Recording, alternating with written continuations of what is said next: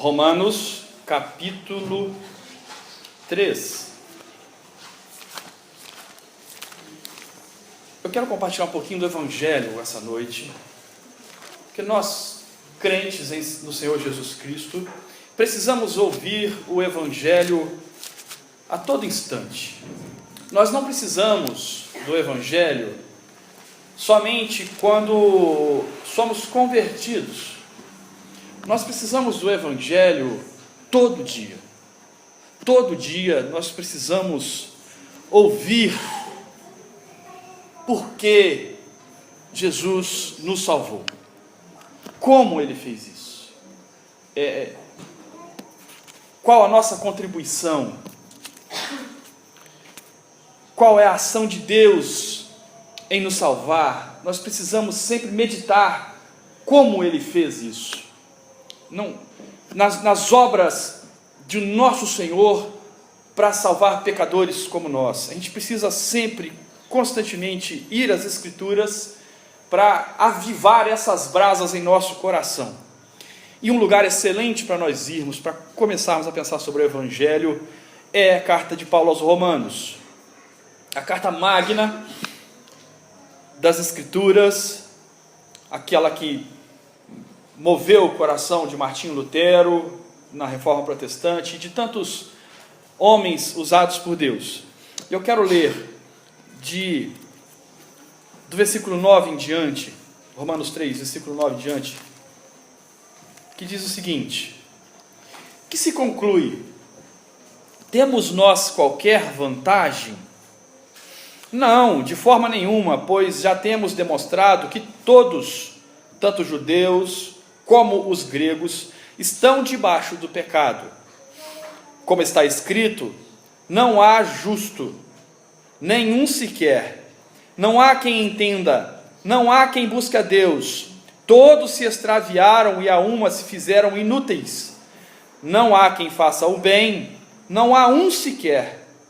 A garganta deles é sepulcro aberto, com a língua urdem engano. Veneno de víbora está em seus lábios, a boca eles têm cheia de maldição e de amargura, são os seus pés velozes para derramar sangue. Nos seus caminhos há destruição e miséria, desconhecem o caminho da paz, não há temor de Deus diante dos seus olhos. Ainda 19 e 20. Ora, sabemos que tudo que a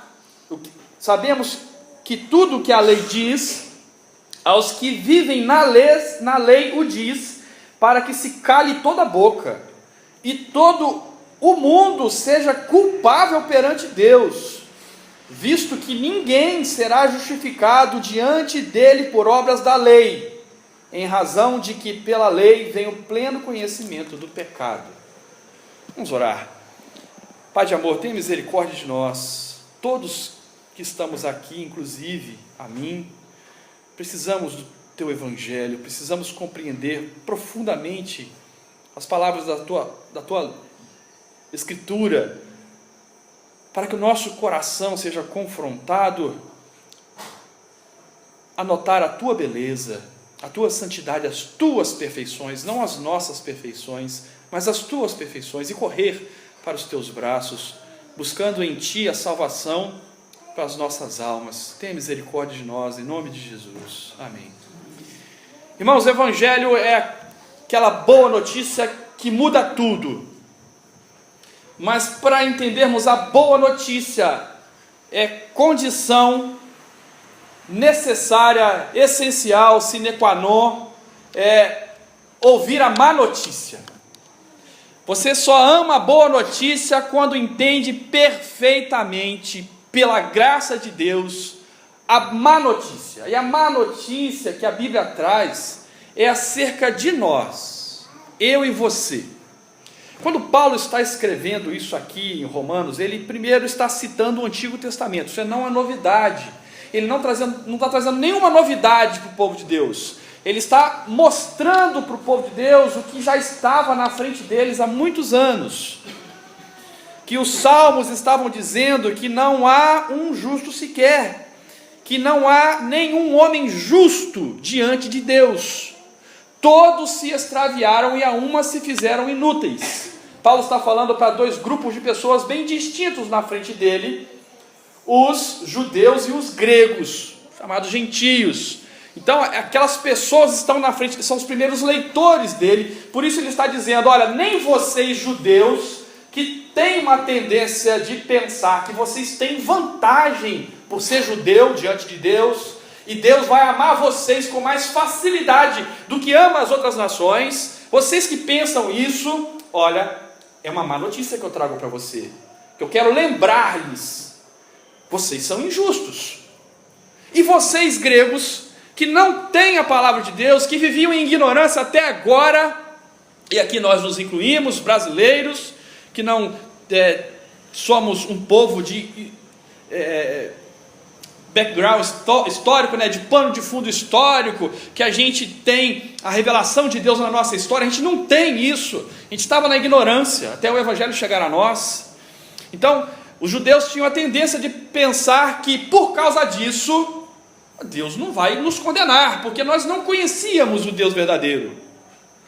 Então, Paulo está demonstrando que, para todo tipo de gente que existe na face dessa terra, inclusive eu e você, não há esperança para a salvação em si mesmo.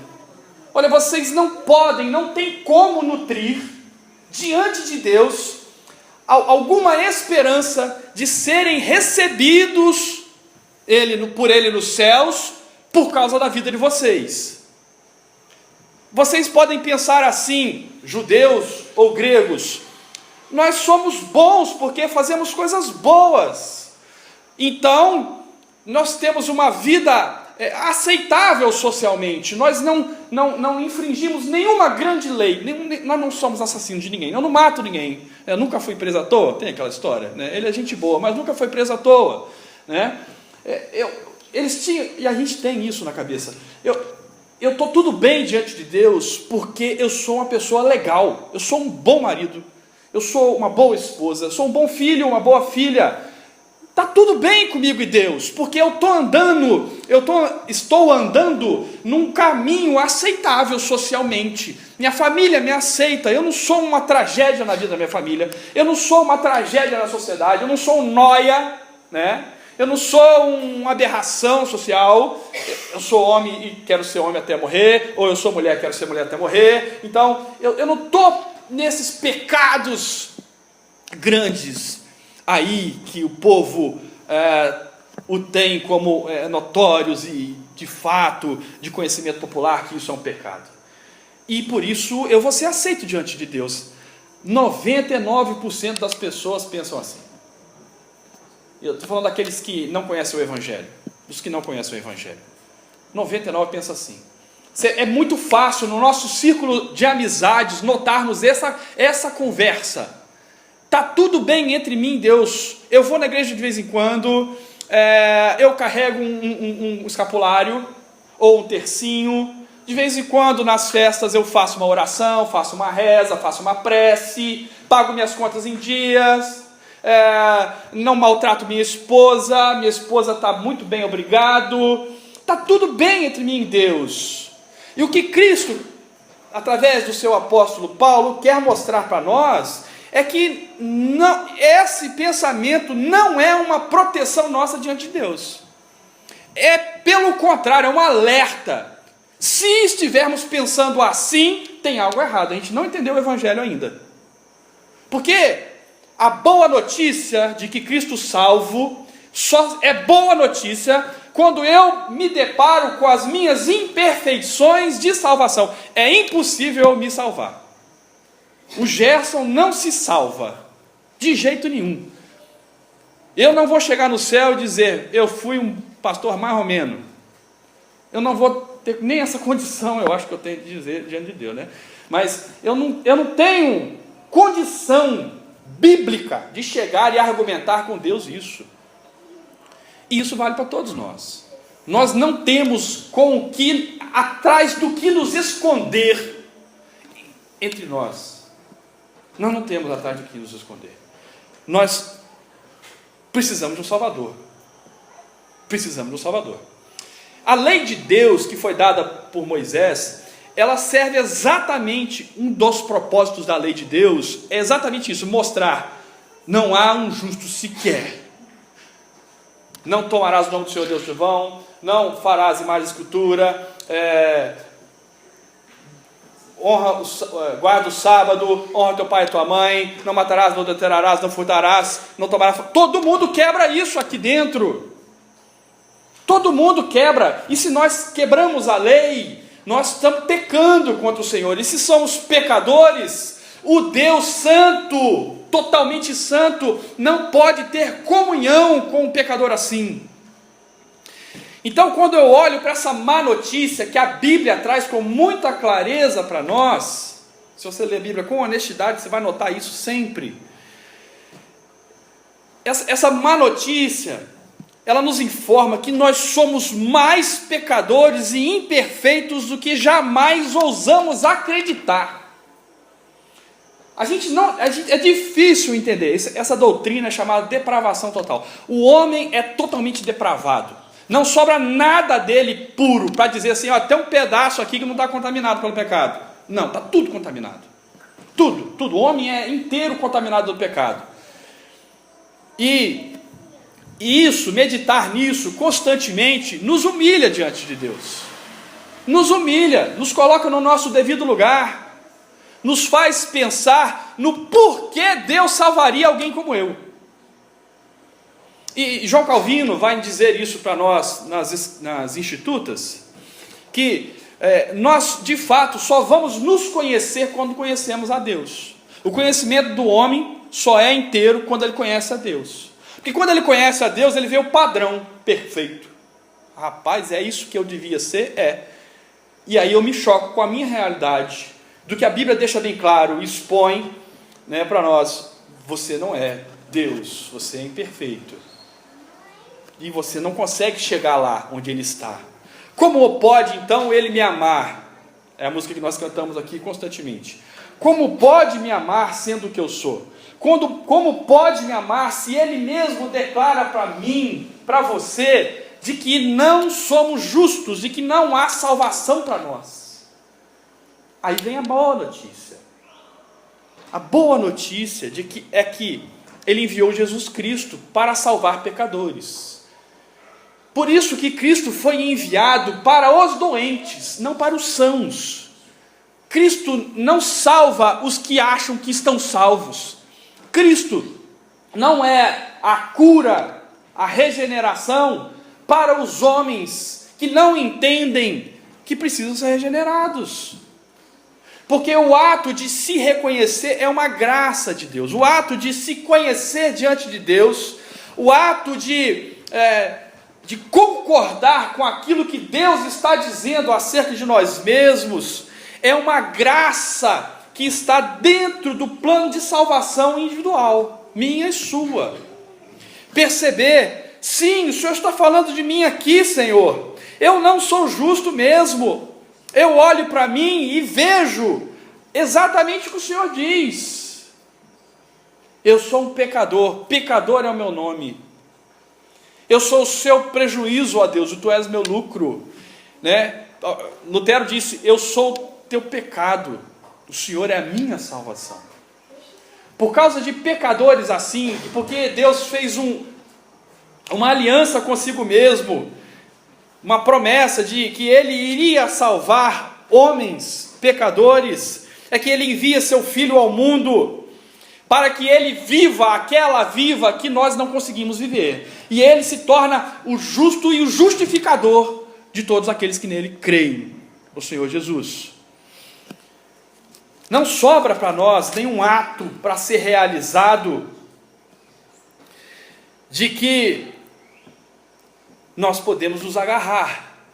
Charles Spurgeon dizia isso nos seus sermões, antes dos seus sermões: minhas mãos estão vazias, ó Deus, eu não tenho nada para mostrar a Ti digna de salvação, somente em Tua cruz me agarro. Ele tinha essa consciência profunda de que diante de Deus não havia desculpas. Todo mundo é culpável perante de Deus. Ninguém será justificado diante dele por obras da lei. em razão de que pela lei vem o pleno conhecimento do pecado. Versículo 21 em diante. Mas agora sem lei se manifestou a justiça de Deus testemunhado pela lei e pelos profetas. Justiça de Deus mediante a fé em Cristo Jesus, em Jesus Cristo, para todos e sobre todos os que creem, porque não há distinção. Logo, Deus não faz acepção de pessoas, né? Quer dizer, Ele condena a todos. É o que o texto está dizendo. Não há distinção diante de Deus. Não há uma acepção aqui de que um grupo, os judeus, são salvos pelas obras e os outros grupos têm que se virar agora pela fé para ser salvos. Não há distinção. Todos pecaram e carecem da glória de Deus. Sendo que, para obter salvação, devemos ser justificados gratuitamente por sua graça, mediante a redenção que há em Cristo Jesus. A redenção, então, da nossa alma, a salvação, aquilo que nos faz ficar de bem com Deus para sempre, é a obra de Cristo, é a vida de Cristo. Portanto, a necessidade de Cristo tem que nascer no coração do homem pecador, que entende que ele é o injusto que precisa de salvação. Deus propôs do seu sangue como propiciação mediante a fé para manifestar a sua justiça, por ter Deus, na sua tolerância, deixado impunes os pecados anteriormente cometidos, tendo em vista a manifestação da sua justiça no tempo presente, para ele mesmo ser justo e justificador daquele que tem fé em Jesus. Logo, aquilo que torna a marca do salvo, do pecador salvo, é a fé. É a crença, é a profunda confiança de que aquele Cristo fez tudo o que era necessário para eu ser salvo, e não sobra nada para mim, e eu confio em Cristo, eu confio que o que é necessário para ser salvo foi realizado por Jesus, e essa é a boa notícia. Se a má notícia é, não tem como a gente se salvar, a boa notícia é, Jesus realizou todas as coisas necessárias para que nós sejamos salvos. Jesus realizou tudo para eu ser salvo, para você ser salvo. E crer nisso muda tudo. Crer nisso muda a sua vida, a minha vida. Me faz um adorador, me faz um homem de coração grato, me faz não um espectador do culto, mas um participante assíduo do culto e honra a quem lhe é devido. Efésios capítulo 2 traz tudo isso com outras linguagens e deixa muito mais claro para nós. Efésios capítulo 2, versículo 1 em diante, nos diz assim: que ele nos deu vida, estando vós mortos nos vossos delitos e pecados, nos quais andaste outrora, segundo o curso deste mundo, segundo o príncipe da potestade do ar, do espírito que agora atua nos filhos da desobediência, entre os quais também todos nós andamos outrora, segundo as inclinações da nossa carne, fazendo a vontade da carne e dos pensamentos, e éramos, por natureza, filhos da ira, como também os demais. Mas Deus, que boa notícia, né? Mas Deus é uma tragédia, até agora não é uma tragédia. Nós estávamos mortos em delito e pecado, nós andávamos segundo o curso deste mundo, nós vivíamos segundo o príncipe da potestade do ar, do espírito que atua nos filhos da desobediência. Uma tragédia, o homem é uma tragédia, o homem sem Cristo é uma tragédia desde o seu nascimento. Nós andávamos outrora segundo as inclinações da nossa carne, fazendo a vontade da carne, dos pensamentos. Éramos por natureza filhos da ira, como também os demais. Ele falou de um passado, nós éramos. Ele está falando para a igreja de Efésio. Mas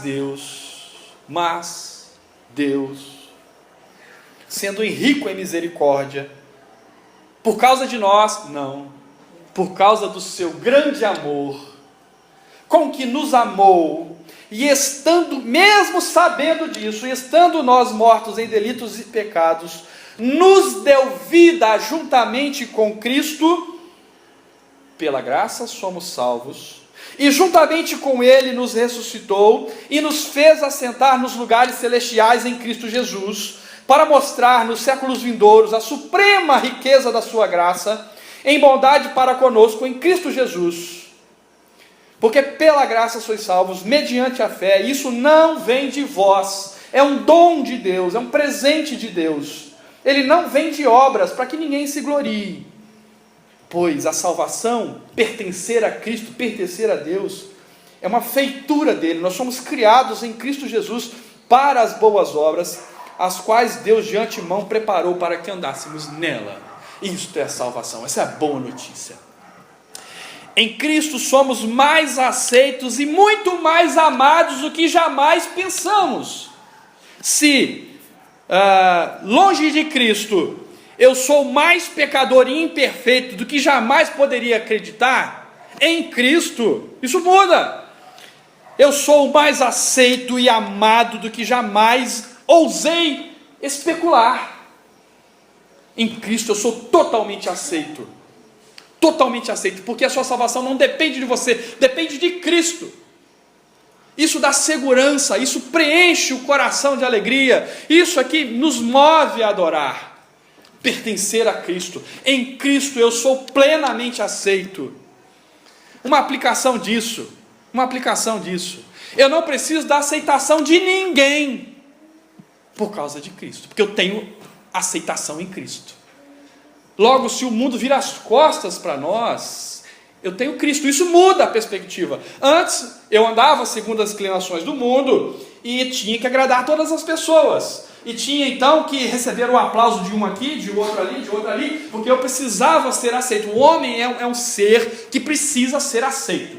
O homem precisa de estar com alguém e aquela pessoa aceite ele. Se aquela pessoa não aceita, ele não fica perto daquela pessoa. Isso é no casamento, é no esporte. Você não anda de bicicleta com quem você não te aceita. Você não vai pintar aqui na igreja com as mulheres, com uma mulher que não te aceita. Essa mulher não me aceita, não vou ficar com ela, né? Você não vai trabalhar num lugar que o patrão não gosta de você. Já pensaram nisso? O homem precisa ser aceito por alguma coisa, porque arde no coração dele esse desligamento de Deus. Se eu estou desligado de Deus, eu preciso procurar aquilo que eu deveria receber de Deus nas pessoas, nas circunstâncias. Por isso que os caras, né, os amigos malhadores aí, por isso que o cara fica saradão e fica postando lá no WhatsApp, no Facebook, não sei o que, para receber like. Pô, eu sou aceito, eu sou o cara, eu faço alguma coisa que as pessoas aplaudem. Mas quando eu conheço Cristo, a sua beleza, as suas obras e tudo que ele realiza por mim, todo esse desejo por aceitação por outras vias esvanece, diminui, acaba, porque eu entendo o que a Bíblia declara: eu sou aceito por Deus.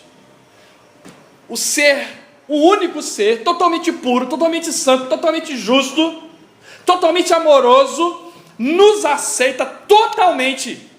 É totalmente mesmo, não fica nem um pedacinho de fora também, em Cristo Jesus, para todos sempre. Não é um negócio que ficou uma perna para fora, sabe aquelas coisas que a gente faz para a mulher da gente, né? Que deixa o rabo para trás, que a sua mulher falou: você deixou aquele pedaço de coisa para trás, né? Não tem isso diante de Deus, não é por causa da gente, Deus falou, né, irmão? Não é por causa da gente, é por causa de Cristo. Onde abundou o pecado, superabundou a graça de Deus. Ele nos cobre totalmente com a graça dele, para nos fazer assentarem nos lugares celestiais e nos mostrar nos séculos vindouros a suprema riqueza da sua graça. Que graça riquíssima é essa para salvar um miserável como eu! Por isso que a gente canta: a graça resgatou um miserável como eu.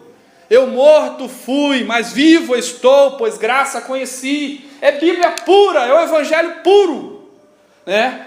Em pecados eu nasci. Eu até esqueci da música. É isso aqui que nós cantamos, nós lemos hoje.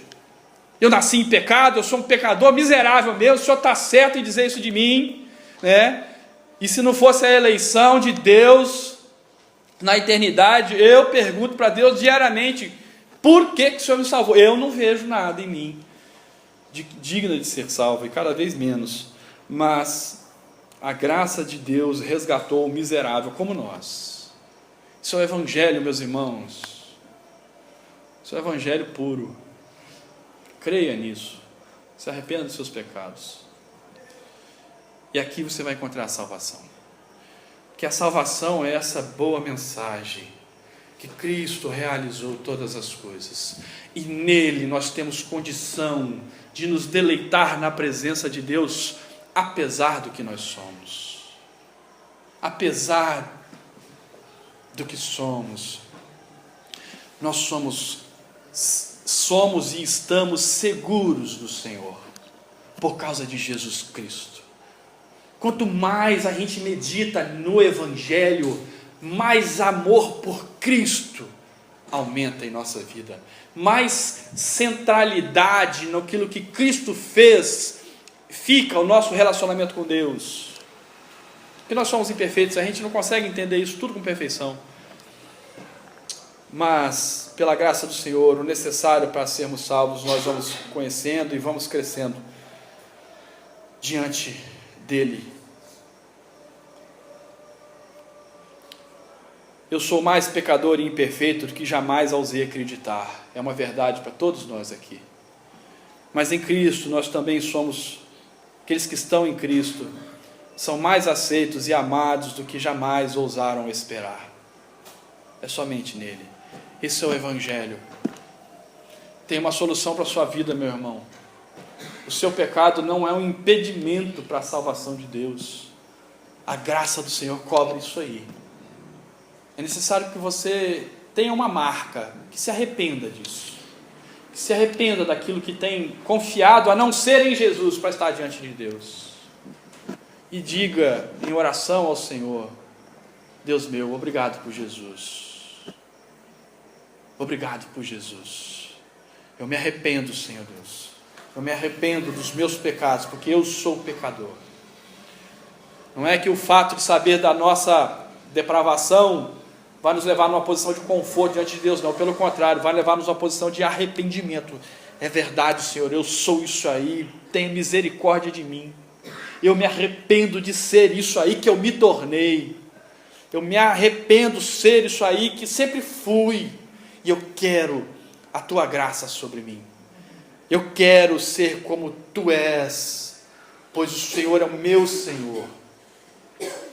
Nós somos sempre parecidos com aquilo que nós amamos. Então o amor por Cristo vai nos tornar semelhantes a Ele, vai nos fazer andar em boas obras, e viveremos em paz com o nosso Deus. E desse lugar ninguém nos arrebatará. Quem nos separará do amor de Deus? Será tribulação, perigo, peste, perseguição, fome, nudez, espada, política? Nada nos separará do amor de Deus. Nada, nunca, jamais nos separará do amor de Deus, porque a nossa salvação não depende de nós, depende de Cristo Jesus. E se estamos nele, estamos seguros para sempre. Vamos orar clamando a Deus essa segurança em cada coração aqui essa noite. Pai querido, grande Deus, tenha misericórdia de nós, porque isso tudo que o Senhor disse aí, somos nós mesmos. Nós somos pecadores, nós somos inúteis, nós nos perdemos, nossa garganta é um sepulcro aberto, nós somos sempre propensos para o mal, para fazer aquilo que está no nosso coração e não no seu coração. Perdoa-nos, Senhor, perdoa-nos, ó Deus, por nessa arrogância nossa, de querer confiar, de que essa vida que nós levamos, aceitável pela sociedade, é o necessário para o Senhor nos amar. Perdão por isso, perdão por uma bobagem tão grande da nossa parte, por pensar que podemos nos esconder naquilo que estamos realizando em nosso dia a dia, para dizer que está tudo bem entre nós e o Senhor. Tu és muito mais santo do que nós conseguimos imaginar, pensar. Nós estamos, Senhor Deus, sim, afastados por Ti, por um abismo infinito. Nós somos impuros, o Senhor é puro, e puro para sempre. Tem misericórdia de nós, Senhor Deus, e nos leve a um arrependimento genuíno, por sermos pecadores, por concordarmos com a Tua palavra, um arrependimento que brota no fundo do coração de cada um de nós aqui, para nos levar sempre humildes diante de Ti, em súplica, para que o Senhor não deixe de trabalhar em nós, não nos abandone, Senhor Deus. Eu sei que isso é impossível, mas somos tentados tantas vezes a ver as nossas falhas e pensar de que depois que falhamos tudo acabou e que não há mais solução para nós. Tem misericórdia de nós e mostra-nos o Seu amor, que em Cristo é suficiente para aplacar toda a Sua ira contra nós pecadores, que em Cristo a Tua salvação se manifesta superabundante, muito maior do que a nossa miséria,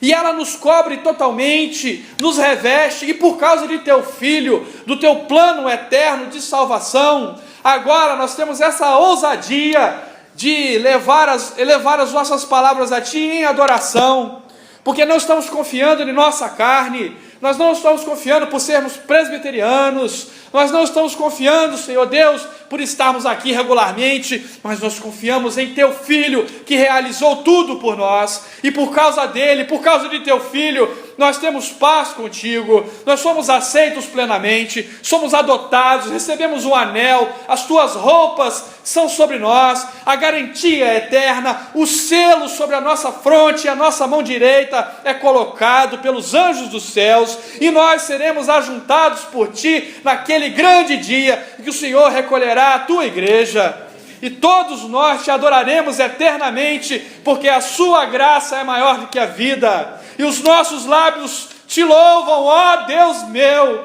ó Senhor nosso. Quão maravilhoso é o Teu nome, quão maravilhosa é a Tua salvação, quão inescrutáveis são os Teus caminhos.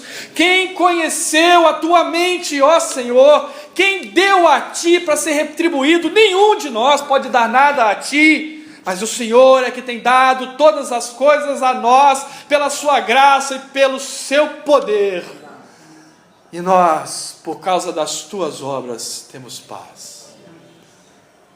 Obrigado pelo Evangelho, Senhor Deus, obrigado por Teu Filho Jesus. O que seria de nós sem Ele? O que seria de nós sem a Tua salvação eterna? Obrigado, porque é por meio de eleição, porque se não fosse eleição, ó Deus, certamente eu já teria perdido essa salvação há muito tempo. Obrigado, obrigado por Seu selo eterno colocado sobre nós, por meio da Sua graça, e por se manifestar em nós, por meio da fé que o Senhor dá a nós, em Cristo Jesus. Senhor, é o Senhor que dá essa fé. Nós acabamos de ler, é um dom Seu, por isso nós suplicamos, que se houver alguém neste lugar essa noite, que não tem essa fé de Ti, que receba hoje em nome de Jesus, que receba esse presente, que tenha a mente aberta, que caem as escamas dos olhos, o véu que atrapalha perceber a beleza de Cristo, cai por terra em nome de Jesus, a dureza do coração, Senhor Deus, seja retirada, e receba um coração de carne, que Te obedece e Te ama. Não permita, Senhor Deus, que esse sermão seja um sermão que endureça mais ainda um coração endurecido, mas que seja um sermão pelo Teu poder, pela Sua instrumentalidade, Senhor Deus, que abra todos os corações aqui para receber a fé de que Cristo é tudo que é necessário para a nossa salvação, não ficando nada para nós, e nele nós confiamos para nos relacionar contigo para sempre. Louvamos o Teu nome, em nome de Jesus.